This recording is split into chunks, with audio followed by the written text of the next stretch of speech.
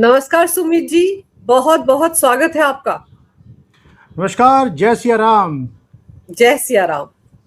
सुमित जी, कॉकरोचों ने जिस तरह से हर तरफ गंद फैला रखा है, जंतर मंतर से निकलकर अब ये राजस्थान के गांव में पहुंच गए और वहां पर गांव वालों ने इनको दौड़ा दौड़ा कर पीटा है और उसके बाद से खलबली मच गई है। दरअसल ये सिर्फ बीजेपी शासित राज्यों में क्यों जाते, पंजाब का रुख क्यों नहीं करते, कांग्रेस शासित राज्यों में क्यों नहीं जाते? देखिए, पहली बात यह है कि हमें एजेंडा समझना पड़ेगा कि ये कॉकरोच निकले कहाँ से और इनका एजेंडा क्या है।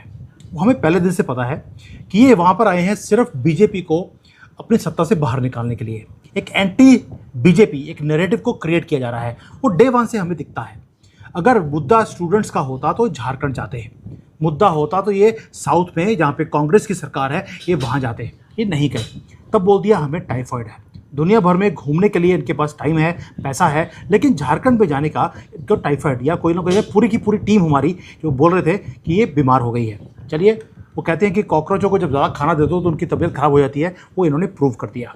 अब आते हैं कि जो मुद्दा है, मुद्दा बीजेपी को तंग करना है। बीजेपी की के बारे में क्या बोल रहे हैं? पहले दिन से बोला जा रहा है कि पहले बोलते हैं कि मोदी जी वीक हैं, अमित शाह वीक हैं। अभी बोलना शुरू कर दिया डबल इंजन सरकार जहाँ जहाँ पर है वहाँ पर कोई भी चीज़ ठीक नहीं है। देखिए, कंट्री के अंदर बहुत ज़्यादा मुद्दे हैं। हमें भी मालूम है कि मोदी जी कैसे ग्रास रूट लेवल से चीज़ों को ठीक करते हुए आगे जा रहे हैं। अगर आज इन्होंने स्कूल पकड़ लिए, ऐसे तो फॉल्ट लाइन्स बहुत ज़्यादा हैं, आप एक एक करके पकड़ते रहेंगे और बोलते रहेंगे कि इस मंत्री से भी रिज़ाइन करवाइए, उससे भी करवाइए। जब पंजाब के लिए पूछा गया कि वहाँ पर तुम्हारी टीम क्यों नहीं जा रही, तो अभिजीत दिपके का आंसर था कि हमारी टीम गई थी, वहाँ पर हमें कोई दिक्कत दिखी नहीं। दिल्ली में भी हमारी टीम है, वहाँ पे बड़े दिखते हैं। भाई, यही आदमी दिपके पिछले साल तक बोलता रहा कि बेस्ट स्कूल्स अगर पूरे भारत में हैं वो केजरीवाल की सरकार के अंदर, दिल्ली के अंदर है। और आज एक साल के बाद उसी दिपके ने बोलना शुरू कर दिया कि वहाँ पे जो स्कूलों की हालत है वो बहुत ज़्यादा खराब है। तो आपका जो पॉइंट है कि बीजेपी सरकार जहाँ जहाँ पर है वहीं क्यों जा रहे हैं? भाई, वेस्ट बंगाल भी गए थे, वहाँ पर भी धक्के मार के बाहर निकाल दिया। यूपी में गए, लखनऊ में 1 घंटे के बाद उल्टे पैर, क्योंकि दिखता था कि यहाँ पे बुलडोजर आ जाएगा। राजस्थान में गवर्नमेंट थोड़ी सी सॉफ्ट थी, तो वहाँ पे जो राष्ट्रवादी हैं उन्होंने आकर इनका, जैसे हमारे बचपन से हमें सिखाया जाता है कि कॉकरोच कभी भी घर में आ जाए तो कैसे चप्पल से उनको हालत उनकी ख़राब करनी है, वही हाल राजस्थान के लोगों ने किया। अंजू जी, आप सोच के देखिए, जब से ही आए हैं ये कोई भी पॉलिटिकल मुद्दा लेकर नहीं आए। ये सिर्फ एक प्लानिंग लेकर आए हैं कि मोदी सरकार को गिरवाना है। कहाँ से आए हैं? अमेरिका से आए हैं। पूरी की पूरी प्लानिंग वही है जो केजरीवाल की प्लानिंग थी। वो प्रोजेक्ट फेल हो गया, राहुल गांधी फेल हो गया, अब इन्होंने कॉकरोचों को खड़ा कर दिया। कहीं ना कहीं आप देखिए, मैं इसमें जो बीजेपी गवर्नमेंट है उसकी भी इसमें थोड़ी सी नालायकी है। वो कैसे? भाई, वो आदमी आता है, आकर स्कूल में जाता है, प्रिंसिपल के कमरे में धन धनाते हुए, क्या कर रहे हो यहाँ पर, ये क्या हाल किया हुआ है तुमने स्कूल का, ऐसी लैंग्वेज, वो तू तड़के वाली लैंग्वेज वो यूज करता है। और वहाँ पे प्रिंसिपल थर कामते हुए उसको पूरा स्कूल दिखा रहा है जैसे कि वो कोई डीएम हो। वो डिस्ट्रिक्ट मजिस्ट्रेट है क्या? वो वहाँ का डीसी है क्या? वो वहाँ का सीएम है उस स्टेट का? तो आप उसको अलाउ क्यों कर रहे हैं? और क्या गवर्नमेंट को इसके ऊपर रोक नहीं लगानी चाहिए कि भाई जो तुम कर रहे हो ये पॉलिटिकली, तुम्हें किसने पावर दे दिया? तो तुम जाकर वहाँ पे स्कूल में जा रहे हो, क्लासरूम में जाकर तुम बोल रहे हो बच्चों को, बच्चे खड़े हो रहे हैं, sir welcome to our school, what is happening? ये ड्रामा आप क्यों करने दे रहे हैं? और बीजेपी के अंदर एक चीज़ है कि वो पहले चीज़ों को बड़ा होने देती है, उसके बाद फिर उसका सॉल्यूशन निकालती है। वही चीज़ आज की डेट में हो रहा है। तो ये जो हो रहा है ड्रामाबाजी है। बीजेपी भी ड्रामे को होने दे रही है, बाद में इसी चीज़ों को यूज़ किया जाएगा। जैसे जंतर मंतर में इनको पहले अपने पर्म फैलाने दिए, फिर जब बिल्कुल आउट ऑफ कंट्रोल हो गया, उसी वीडियोस को यूज़ करके आज सुप्रीम कोर्ट में केसेस इनके ऊपर फाइल किए गए हैं। वही चीज़ आज हो रही है, इनको करने दीजिए। अल्टीमेटली इनका वही होगा। उमर जो ये जिसके लिए बोल रहे थे, उमर खालिद के लिए, ये उसी के साथ जेल में बैठकर, वहीं पे चक्की उसके साथ ही बैठकर ये पीसने वाले हैं। इनकी सारी फाइलें खुली हुई हैं, चिंता मत कीजिए, ये अल्टीमेटली ये खत्म होगा जी। अभी देखो ना, बड़े वाला कॉकरोच जो है वो जो आशुतोष रांका की पिटाई हुई छोटे कॉकरोच की, जो कि आम आदमी पार्टी का नेता है, राजस्थान का ही नेता है, उसके जो गैंग की पिटाई की गांव वालों ने घेर कर, धक्के मार मार कर, दौड़ा दौड़ा कर पीटा है। मैंने वो वीडियो देखी, मेरी तो हंसी नहीं बंद हो रही थी, कैसे भाग रहे थे जान बचाकर। अब वो बड़े वाला कॉकरोच जो महाराष्ट्र में बैठा हुआ अब कहता है कि मैं जयपुर जाऊंगा। वहां पर एक ऑर्डर दिया गया है सरकार की तरफ से कि कोई भी आउटसाइडर स्कूलों के अंदर नहीं जाएगा। बिल्कुल ऐसा ही ऑर्डर उत्तर प्रदेश में योगी जी ने भी दे दिया है कि कोई भी यूट्यूबर, कोई भी पत्रकार, कोई भी कैमरा लेकर स्कूल्स के अंदर नहीं जाएगा। देखिए, यूपी के लिए नहीं बोले, वेस्ट बंगाल में भी है, वहाँ नहीं बोले, राजस्थान के लिए इनको तड़फना है। तो आपको अगर तड़फना था तो यूपी के लिए तड़फ लेते। उनको मालूम है वहाँ पे बैठा कौन है, इन सबका बाप योगी महाराज बैठे हैं वहाँ पर, ये कुछ नहीं बोलेंगे। राजस्थान के लिए ये टेस्ट कर रहे हैं गवर्नमेंट को। This is a testing time कि आपकी लिमिट कितनी है।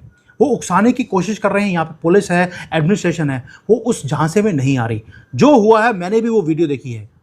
हंसी क्या, मुझे इनके ऊपर तरस आ रहा था बेचारों के ऊपर, इन कॉकरोचेस के ऊपर, क्योंकि वहाँ पे लोगों ने इनकी जो पिटाई करी है वो चप्पल से करी है। मैंने पहले बोला बचपन से हमें सिखाया जाता है कि एक कॉकरोच अगर आपके घर में आ जाए तो उसकी पिटाई कैसे करनी है। वही काम इनके साथ राजस्थान में हुआ। अब बड़े वाला जो कॉकरोच है ये तड़फ क्यों रहा है? इसको लगता है कि मुझे फ्री पास मिलना चाहिए, मैं कुछ भी करूं, कुछ भी बोलूं, मेरे खिलाफ कोई खड़ा नहीं होना चाहिए। अब वहां पे जो लोगों ने आके खड़े होना शुरू हो गया तो ये बोलता है कि राजस्थान मैं आऊंगा। इसको लगता है कि ये जैसे प्रधानमंत्री से ऊपर की इसके पास पावर है। अब देखिए इसकी जो डबल स्टैंडर्ड्स है। कल लातूर में गया, लातूर में किसकी गवर्नमेंट है? ये देखिए, स्टेट के अंदर जो गवर्नमेंट है वो बीजेपी की है, लेकिन लातूर के अंदर जो एमएलए है, जो वहाँ का मेयर है, वो सारे कांग्रेसी हैं। वहाँ पे जाके पूछा गया कि यहाँ पे तो जो मेयर है वो तो कांग्रेसी है, एमएलए भी कांग्रेसी है, आप यहाँ पे धंधना रहे हैं, बीजेपी को गालियाँ निकाल रहे हैं। तो वो क्या बोलता है, वो पहले बोलता है देखो बीजेपी ने स्कूलों का कितना बुरा हाल कर दिया। जब इसको बोल दिया कि वो तो कांग्रेस की सरकार है तो कहता है मैं बीजेपी सरकार, बीजेपी कांग्रेस के बीच में मैं कोई लड़ाई करने नहीं आया हूँ, मैं तो ये बोल रहा हूँ कि स्कूलों का कितना बुरा हाल है। तो आप देखिए कि वहाँ पे जो कांग्रेस के ही एमएलए हैं उसके खिलाफ नहीं बोला, वहाँ पर खड़े होकर भी ये बीजेपी को गाली निकाल रहा है, जबकि सरकार वहाँ पे या जो कंट्रोल है वो कांग्रेस का है। ये जो सारी चीज़ें कर रहा है ये अपने आप को एक्सपोज करते जा रहे हैं। मैं पहले आपको एक चीज़ बोली है वो दोबारा बोलता हूँ, बीजेपी पहले चीज़ों को बढ़ने देती है, ये बढ़ने दिया जा रहा है इनको। ये कॉकरोच बड़े साइज के होने शुरू हो गए, ये अपने ही वेट के नीचे ये अपने आप को एक्सपोज करते जा रहे हैं। रोज़ जो स्टेटमेंट्स इनकी आ रही हैं, जिस तरह से ये लैंग्वेज यूज़ करते हैं, जैसे ये जिस लैंग्वेज को ये इन्होंने एक पहले दिन से इन्होंने यूज़ करना शुरू कर दिया, वो हमारी लैंग्वेज नहीं है, हमारे संस्कारों की लैंग्वेज नहीं है, वो सनातनियों की लैंग्वेज नहीं है। ये तो लिब्रांडो जो है वो यूज़ करते हैं लैंग्वेज, वो जो यूज़ कर रहा है, जो जिहादी यूज़ करते हैं वो वाली लैंग्वेज इसने यूज़ करनी शुरू कर दी पहले दिन से। तो ये अपने आप को एक्सपोज करने दीजिए। लोग जो इनके साथ जुड़े थे, जो पहले था लाखों लोग इनके साथ जुड़ रहे हैं, आज कितने लोग हैं इनके साथ?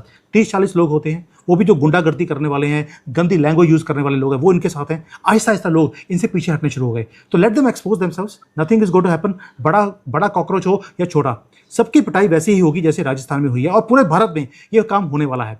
This is not going to now stop, क्योंकि लोगों ने बोलना शुरू कर दिया हमें अपने एरिया में और हमारे यहाँ पे इलाके में हमें अब कॉकरोच और गंदगी नहीं चाहिए। आपको याद होगा जब ये किसी पार्क में भी ये प्रोटेस्ट करने गए थे, क्या हुआ था?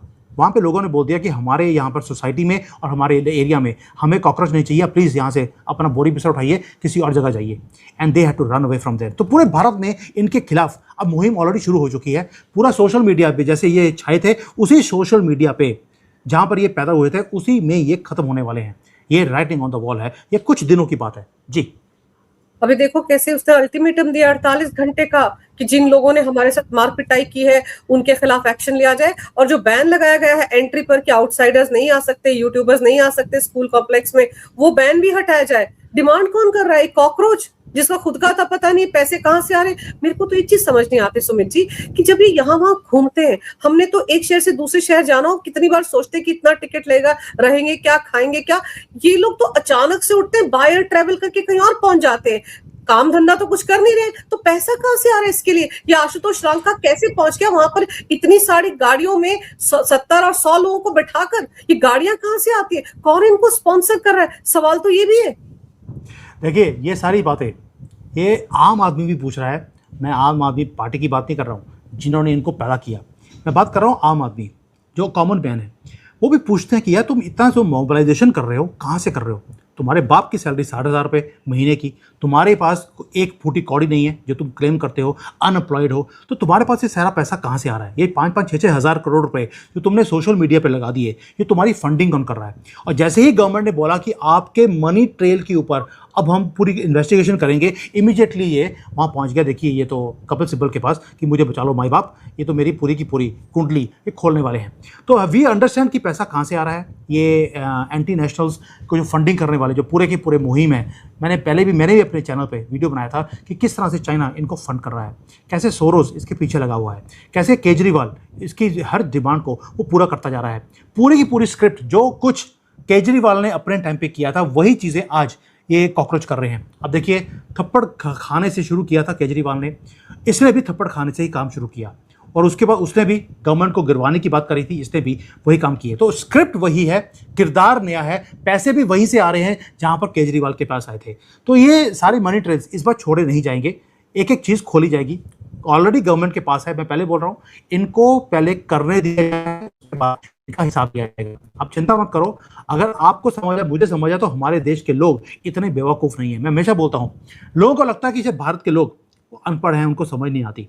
प्लीज़ अंडरस्टैंड, जब इलेक्शंस होते हैं, स्टेट के इलेक्शंस में कई बार जो रीजनल पार्टीज हैं, लोग उसके ऊपर वोट करते हैं, लेकिन जब सेंटर के इलेक्शन आते हैं वो बीजेपी को वोट करते हैं। उन्हें मालूम है कि लोकल चीज़ों के लिए कई बार जो लोकल पार्टीज हैं वो उनकी बात सुनेगी, लेकिन नेशनल मुद्दों के लिए वो बीजेपी को वोट करते हैं। इतनी समझ जिसके पास हो, उन्हें भी समझ आता है ये कॉकरोच कहाँ से आए, कहाँ से फंडिंग आ रही है, कैसे ये काम कर रहे हैं।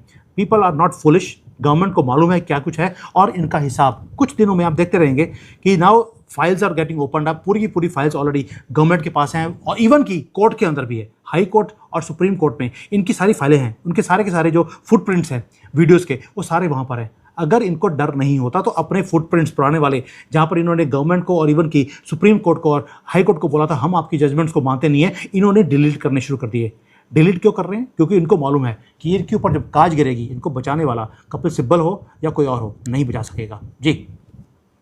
और दूसरा आप ये देखो कि जिस तरह से ये लोग फैलते जा रहे हैं, और जैसे मैं फिर कह रही हूँ कि बीजेपी शासित राज्यों में फैल रहे हैं, और ऊपर से वो जो पाकिस्तानी शहजाद भट्टी है वो कहता है कि मैं कॉकरोच जनता पार्टी का समर्थन करता हूं, और वो जो बंदा है उसके जो कितने सारे 250 के आसपास ऑपरेटिव थे, उनका कैसे सफाया हुआ है भारत में अभी हाल ही में, और फिर वो तो आईएसआई समर्थित है। तो इसका मतलब ये माना जाए सुमित जी कि आईएसआई का कनेक्शन इन कॉकरोचों के साथ भी है।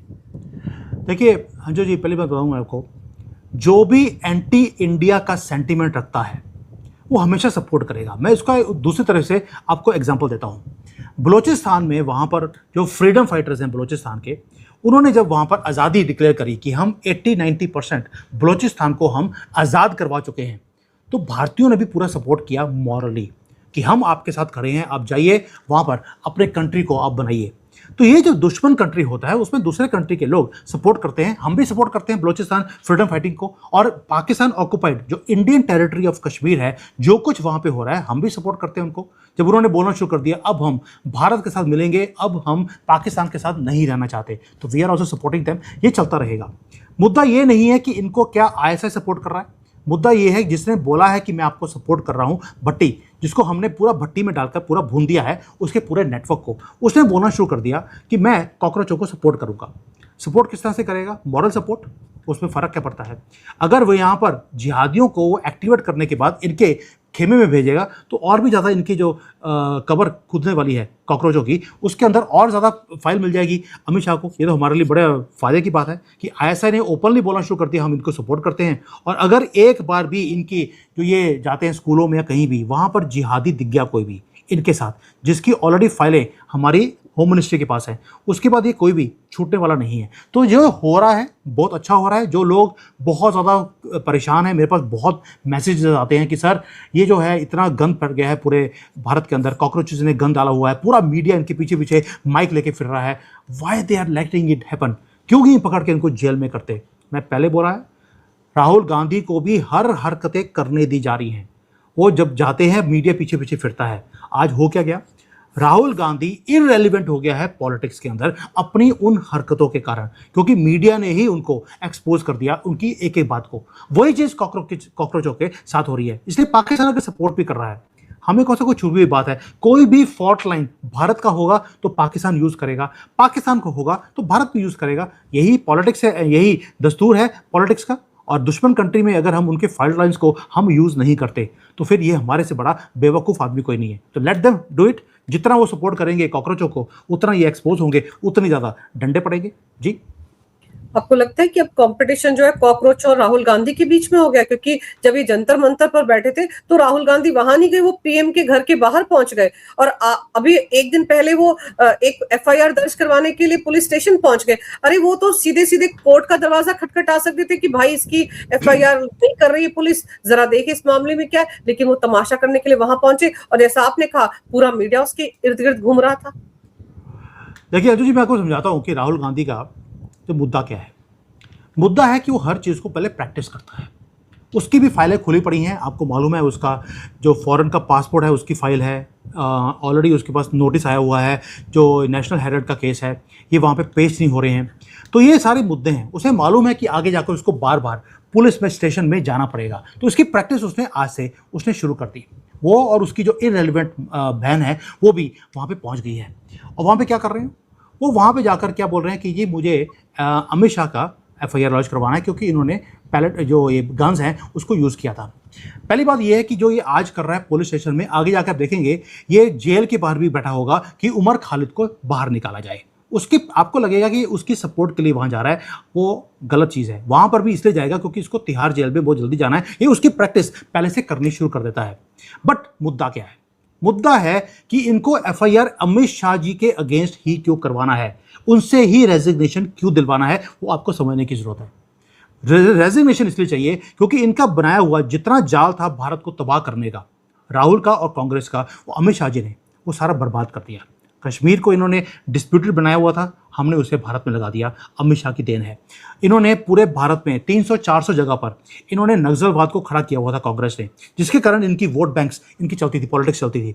अमित शाह ने उस सारे नक्सलवाद को ख़त्म कर दिया। पहले फिजिकल नक्सलवाद, अब जो मेंटल इनका नक्सलवाद है, अर्बन नक्सल जिसको बोलते हैं, ये सारा खान गैंग मार्केट, इसको अब डिसमेंटल किया जा रहा है। इसलिए इनको अमित शाह पसंद नहीं है। तो आपको मुद्दा समझना चाहिए कि मुद्दा क्या है। दूसरा, जो कंपटीशन इनका कॉकरोचों के साथ है, रीज़न क्या था कि राहुल गांधी की जो पॉलिटिक्स है वो चलती है कि मुझे आगे जाकर सपोर्ट कौन करेगा। इसने देखिए पहले शुरू किया कि मुझे सिर्फ 20% जो पॉपुलेशन है इस कंट्री की, हरे रंग को प्यार करने वाली, मुझे सिर्फ उनकी सपोर्ट की ज़रूरत है। हिंदू बेवकूफ़ है, उसमें से 20-30% तो मेरे साथ आ ही जाएंगे, तो मैं कभी भी इलेक्शंस हार नहीं सकता। लेकिन 2014 में जब वो हरे रंग को हमने इरेलीवेंट कर दिया, उसके बाद उसको लगा कि यार अब मैं जीतूंगा तो जीतूंगा कैसे। उसके बाद इन्होंने मुद्दे शुरू किए, करप्शन का मुद्दा, कैरेक्टर असैसिनेशन मोदी जी का करना शुरू किया, वो भी फेल हो गया 2019 में। उसके बाद इन्होंने जातिवाद का इन्होंने कार्ड निकाला कि भारत में अगर मैं हिंदुओं को 50% में डिवाइड कर दूं, उसमें से मेरे पास अगर जाति वाले लोग मेरे पास आ जाएं तो मेरे पास 20-30% तो जिहादी मेरे पास ऑलरेडी हैं, 40-50% मेरे पास अगर ये OBC SC ST आ जाएं तो मैं इलेक्शन जीत जाऊंगा। 2024 में थोड़ा सा ये करीब पहुंच गए जीतने के, लेकिन वहां पर भी इनकी हार हो गई। अब इसको लगता है कि यार ये जो कॉकरोचों ने एक मुद्दा खड़ा कर लिया यूथ का, यूथ 35% ऑफ वोटर पॉपुलेशन है हमारे भारत की, अगर 30% प्लस 35% ये सारे मेरे मैं जीत जाऊंगा। इसलिए जो कंपटीशन है वो कॉकरोचों के साथ नहीं है, वो ये है कि अपने आप को रेलिवेंट बनाना है। कॉकरोच कभी भी रेलिवेंट नहीं थे। उन्होंने एक पंडोरा बॉक्स को खोल दिया जिसको यूज करने के लिए राहुल गांधी आगे आ रहा है। अब ये क्या कर रहा है, ये जब इसकी स्टेटमेंट आती है मुझे कई बार इसके ऊपर हंसी आती है, जब वो बोलता है कि हम यूथ ये दादागिरी आपकी अमित शाह की हम सहन नहीं करेंगे। अपने आप को अभी भी ये 56 ईयर्स का 56 साल का बूढ़ा ये अपने आप को अभी बच्चा समझता है, यानी कि इसको ये खुद प्रूव करता है कि इसका जो दिमाग है आज भी बच्चे वाला है। तो वहाँ चला गया ये, वहाँ पे जाके जो थ्रेटरिक्स इन्होंने खड़े किए पुलिस स्टेशन के बाद कि आप अमित शाह के अगेंस्ट आप FIR लॉन्च कीजिए ना। मैं थिएटर क्यों बोल रहा हूँ, जब ये पार्लियामेंट सेशन चल रहा था इन्होंने बोला अमित शाह हमें फेस करें। अमित शाह जी उस वक्त बिजी थे क्योंकि एक पूरा भट्टी गैंग को इन्होंने डिसमेंटल करना था। उसको पूरा काम खत्म करने के बाद उन्होंने बोला मैं 3 बजे शाम दोपहर को आ रहा हूं, अगले दिन 3 बजे तक 24 घंटे यहां बैठा रहूंगा, आप मुझे क्वेश्चन देते रहना, एक एक क्वेश्चन का मैं आपका आंसर दूंगा। वही राहुल गांधी जिसने 15 दिन पार्लियामेंट को नहीं चलने दिया, क्या बोलता है, हमें आपके लेक्चर की और आपके आंसर्स की जरूरत नहीं है। यानी कि दे डिड नॉट वांट कि ये वो अमित शाह जी आए और वहाँ पर आकर इन्हीं की फैमिली की, वो तो पूरी हिस्ट्री उन्होंने खोल देनी थी इसकी फैमिली की, वो नहीं करना चाहता था। अब इसलिए ना पार्लियामेंट में गए ना ये कोर्ट में गए, ये चले गए पुलिस स्टेशन में, जहाँ पे पुलिस स्टेशन वाला वो चाहकर भी कुछ नहीं कर सकता, उसके पास कोई पावर नहीं है। तो ये सारा थिएटर है। राहुल गांधी का कोई मंशा नहीं है कि FIR लॉन्च की जाए या अमित शाह जी के ऊपर कोई भी किया जाए। वो सिर्फ यूथ को दिखाना चाहता है कि मैं आपके साथ हूँ, मैं भी यूथ, तुम भी यूथ, आओ आपा इकट्ठे मिलकर हम मोदी जी की गवर्नमेंट को गिरवाएं। That's all which is the मुद्दा। और दूसरा अपनी रेलिवेंस ऑपोजिशन के अंदर जो बिल्कुल जीरो हो चुकी है, पूरे भारत में ये जीरो हो चुके हैं, अपनी रेलिवेंस थोड़ी बहुत ये क्रिएट करने की कोशिश कर रहे हैं ताकि पूरे ऑपोजिशन का लीडर ये बना रहे। There is nothing else behind it, कुछ नहीं होने वाला।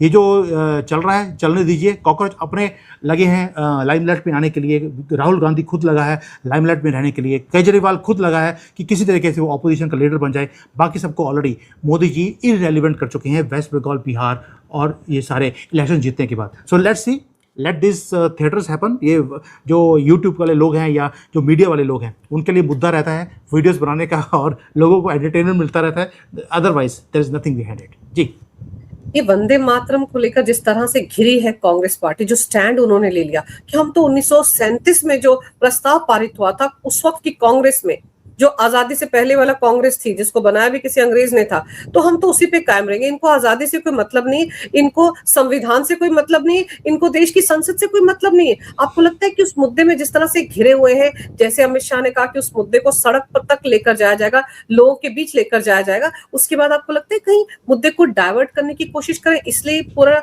जो थिएट्रिक्स है वो किया गया? देखिए पहली बात यह है कि कहीं ना कहीं मैं वैसे बोलता हूँ कि बीजेपी का जो काम करने का तरीका है वो अभी भी बिल्कुल ऐसे करते हैं जैसे कि बाय द प्ले बुक वो काम करते हैं कि हम कोर्ट के थ्रू जाएंगे, हम वहाँ पे केस करेंगे। ऑलरेडी सोनिया गांधी और राहुल के अगेंस्ट इन्होंने ऑलरेडी केसेस कर दिए, उसमें से निकलना कुछ भी नहीं है। सिर्फ ये है कि अगर कांग्रेस थिएटर वाला काम कर रही है तो बीजेपी भी वही काम कर रही है। आई एम सॉरी टू से, मैं पूरा सपोर्ट करता हूँ बीजेपी को, जितना वो ज़बरदस्त काम कर रहे हैं भारत के लिए। जब भी मैं भारत आता हूँ मैं हमेशा देखता हूँ कि जो 6 महीने साल पहले जो मैं भारत देखता हूँ, अभी मैं देखता हूँ कि वहाँ पे जो डेवलपमेंट है वो ज़बरदस्त है। लेकिन जब मैं देखता हूँ कि जिस तरह से वो काउंटर करते हैं चीज़ों को, भी हम तो बिल्कुल राष्ट्रवादी हैं, हम कोई भी गलत काम नहीं करेंगे, हम कोर्ट के थ्रू जाएंगे, हम इनको टाइम देंगे, ये सुधर जाएंगे, वो जो काम करते हैं उसके कारण इनको हिम्मत मिलती रहती है, कांग्रेस को भी और राहुल गांधी को भी। जो वंदे मातरम का इशू है, देखिए पूरा का पूरा जो हमारा राष्ट्रगान है ये वाला, ये पूरा हमारे यहाँ पे था, सिर्फ जिन्ना के मना करने पर उसको डिलीट कर दिया गया या शॉर्टन कर दिया गया। जिन्ना मर गया, पाकिस्तान इन्होंने अपना ले लिया, उसके बाद भी अगर कांग्रेस उसको कंटिन्यू रखती है, जो जिन्ना चाहता है वही काम भारत में आज भी होगा, उसी से इनका डीएनए हमें समझ आना चाहिए। जो हिंदू आज भी बेवकूफ़ों की तरह इनको वोट करते रहते हैं, उन्हें आज भी समझ नहीं आ रहा कि ये जिन्ना की ही मेंटेलिटी लेकर आज भी चल रहे हैं। तो ये चीज़ हमारे लोगों को समझना पड़ेगा। कांग्रेस के अगेंस्ट या राहुल के अगेंस्ट बीजेपी कुछ नहीं करने वाली। उन्होंने एक केस कर दिया, वहाँ पे जज साहब आएंगे, वो बोल देंगे it was only bad in test, छोड़ दीजिए, क्या फ़र्क पड़ता है, एंड जो केस है वहीं पर रफा दफा हो जाएगा। ये सिर्फ थिएटरिक है जो बीजेपी भी कर रही है और कांग्रेस भी कर रही है, इसमें से निकलना कुछ भी नहीं है। ये लोग जो भारत के लोग हैं जो आज भी इनको वोट करते हैं, जो जिहादी हैं, उनसे मुझे कोई भी उम्मीद नहीं है कभी भी वो कांग्रेस को छोड़ेंगे। लेकिन जो हिंदू आज भी इनको वोट करते हैं, इनको समझना चाहिए कि जिन्ना मर गया, उन्होंने अपनी कंट्री ले लिया। आपको बोला गया था कि हिंदुस्तान हिंदुओं का है, मुसलमान अपने कंट्री में रहेंगे, वो हिंदुओं के साथ नहीं रह सकते। लेकिन वही मेंटालिटी आज भी कांग्रेस ने जिंदा रखी हुई है भारत में, और इसको इस्लामिक कंट्री बनाने का इनका जो मंशा है वो आपके सामने है। Now you want to continue voting for them, ये आपकी चॉइस है। अगर आपके आज भी कांग्रेस अच्छी लगती है, उसको वोट देना है, तो प्लीज़ अपना बुर्का खरीदना शुरू कर दीजिए। कुछ सालों के बाद आपकी जो ये इच्छा है कि राहुल गांधी इस देश का प्रधानमंत्री बनना चाहिए, वो पूरी हो जाएगी। तो पहले दिन आपको बुर्का डालना पड़ेगा, क्योंकि मोहब्बत की दुकान में मोहब्बत किसके साथ होगी और दुकान में कौन बिकेगा, वो मुझे बताने की जरूरत नहीं है। जी बिल्कुल सही कह रहे हैं आप। और ये तो अमित शाह ने भी कहा ना कि मुस्लिम लीग की तरह बिहेव कर रही है कांग्रेस पार्टी। और फिर आप वायनाड में देखो, बहन जी वहां से चुनाव जीती, राहुल गांधी वहां से चुनाव जीती, जब हार गए थे तो उसके बाद तो उनको वहां के लोगों की बात माननी पड़ेगी। वहां जो मुस्लिम लीग है, इंडियन यूनाइटेड मुस्लिम लीग, उनके साथ ही सरकार बनाई है केरल में इन्होंने, तो उनका पीछा कैसे छोड़ दें? और वो इनका पीछा छोड़ेंगे नहीं। जिन्होंने पाकिस्तान बनाने के लिए वोट डाले थे वो तो सारे के सारे यहीं रह गए, वो भी नहीं गए पाकिस्तान। तो आप सोचिए कि कांग्रेस है क्या, सच में मुस्लिम लीग ही बन गई है ना। इनकी मुस्लिम तुष्टीकरण की राजनीति खत्म ही नहीं हो रही है, पता नहीं कहां जाकर रुकेगी। इनकी राजनीति कभी खत्म नहीं होगी जब तक आप दो लोगों को खत्म नहीं करते। एक है मोहम्मद गांधी, अपने नोट के ऊपर से उतार दीजिए, उस दिन कांग्रेस खत्म हो जाएगी। दूसरा है मोहम्मद नेहरू, जिसको मोदी जी पिछले 12 साल से लगातार उसको एक्सपोज करते जा रहे हैं। ये दो लोग हैं जिसके कारण कांग्रेस जिंदा है। इसलिए जब भी पार्लियामेंट के अंदर मोदी जी या उनकी सरकार कभी भी नेहरू और गांधी इन दोनों के ऊपर कोई बात करनी शुरू करते हैं, ये सबसे तड़फना शुरू कर जाते हैं, बिकॉज इनकी एग्जिस्टेंस उन्हीं के जिंदा रहने से ये जिंदा है। तो ये जो चीज़ें हैं, दो चीज़ें मैं हमेशा लोगों को बोलता हूँ, अगर आपको कांग्रेस को ख़त्म करना है, मैं गवर्नमेंट में भी जब सर्कल्स में मिलता हूँ, आपको मोहम्मद गांधी और मोहम्मद नेहरू को आपको ख़त्म करना पड़ेगा। और दूसरा, अगर कांग्रेस को इररेलेवेंट करना है, वो गवर्नमेंट का काम नहीं है, गवर्नमेंट इनको एक्सपोज कर सकती है, वो हमने करना है जब हम वहाँ पर वोट करने जाते हैं। अगर आज भी हिंदू, जो सेक्युलर हिंदू अपने आप को समझता है, अगर जाकर उनको वोट करता है तो कांग्रेस जिंदा ही रहेगी। अगर लास्ट इलेक्शन में जो इनकी हालत थी, ये तो अपने वहाँ पर यूपी के अंदर ये माता जी को उतारा गया, वहाँ पर ये खुद उसकी सीट पे, रायबरेली की सीट पे लड़ा। इसके अंदर इतनी हिम्मत नहीं थी कि ये स्मृति ईरानी को ये खुद फेस कर ले। और दूसरी बात है कि वो स्मृति ईरानी वो हार गई, वो दूसरा मैटर है, लेकिन ये इसके अंदर इतनी भी हिम्मत नहीं थी। क्यों? क्योंकि उसे मालूम था कि लोग इसको वोट नहीं करेंगे। जब तक ये चीज़ हमारे अपने जो सेक्युलर हिंदू है, सनातनी को समझाने की जरूरत नहीं है, हिंदू को समझाने की जरूरत है कि अगर आपको इस देश में रहना है, आपको कांग्रेस को इररेलेवेंट करना पड़ेगा। आप एक बार इररेलेवेंट कर दीजिए, ये उसी दिन नानी के घर भाग जाएगा। उसके लिए it is not the responsibility of the government, it is our responsibility. एक वोट जो हम देते हैं वो रिस्पॉन्सिबल है इसको ख़त्म करना या इनको जिंदा रखना। जी। तो फिलहाल तो ये है कि राष्ट्रवादी जाग गए हैं और जैसी धुनाई इनकी राजस्थान में हुई है कॉकरोचों की, अभी जहां जहां जाएंगे वहां इनकी धुनाई और पिटाई का कार्यक्रम शुरू हो गया है। और वैसे भी एफआईआर दर्ज हो गई है जयपुर में इन कॉकरोचों के खिलाफ। तो अब देखते हैं इसमें आगे क्या होता है। लेकिन आप सही कह रहे हैं कि बीजेपी इनको ढील देकर रखती है ताकि ये खुद ब खुद अपने जाल में फंस जाएं और खुद ब खुद एक्सपोज हो जाएं। बस हमको थोड़ा सब्र रखने की जरूरत है। आपने सुमित जी समय निकाला, बहुत विस्तार से इस विषय पर बहुत अहम जानकारी मेरे दर्शकों को दी। आपका बहुत बहुत धन्यवाद। नमस्कार। भारत माता की जय। वंदे मातरम। जय सिया राम। जय सिया राम।